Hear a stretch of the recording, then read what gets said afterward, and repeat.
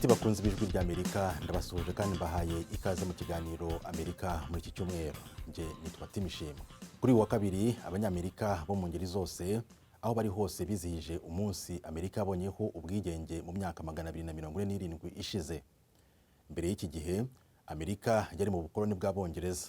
Uyu munsi wizihizwa ku itariki ya 4 ya buri mwaka. Urangwa n'ibirori bitandukanye birimo akarasisi, ibitaramo, amarushanwa atandukanye, nyuma hakaraswa ibishashi by'umuriro feu d'artifice. Ibi byose ariko byabaye Amerika ihanganye n'ibibazo bikomeye by'amacakubiri muri politiki. Hano i Washington DC abantu babarirwa mu bihumbi bari bitabiriye ibi birori. Muri bo harimo na nyampinga wo muri leta ya Maryland. Iki munsi uvuze ni umunsi mukuru w'ingenzi cyane kubera ko ntera ishema ryo kwitwa umunyamerika. Nejejwe cyane no kuba mpagarariye leta mvukamo. Naho mu mujyi wa New York ubwo abanyamerika bizihizaga uyu munsi w'ubwigenge, Joy Chestnut yongeye guca agahigo mu marushanwa yo kurya imigati irimo inyama zitwa hot dog.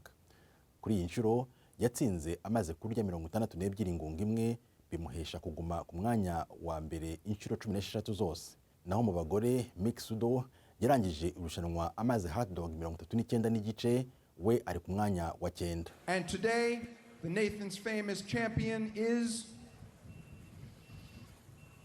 Nshuro.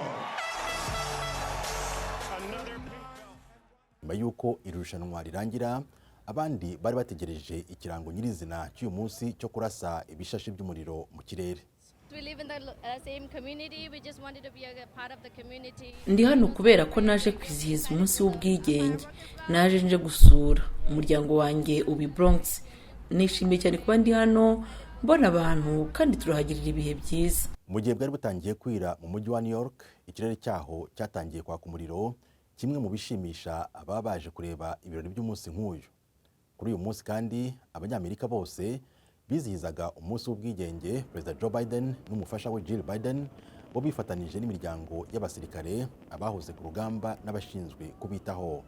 Aha bari mu mbuga y'aho Perezida Biden atuye.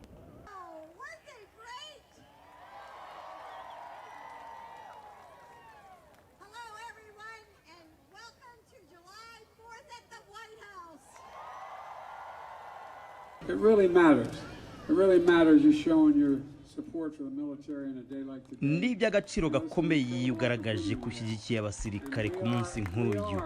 Ni amahirwe adasanzwe dufite. Nitwe gihugu kiyoboye isi. Ubu abandi bantu bose bari ku isi nitwe bahanze amaso. Ndizera ko muri kugira umugoroba mwiza. Uyu ni umunsi wa Amerika. Uyu ni umunsi wa Amerika. Today is America's Day.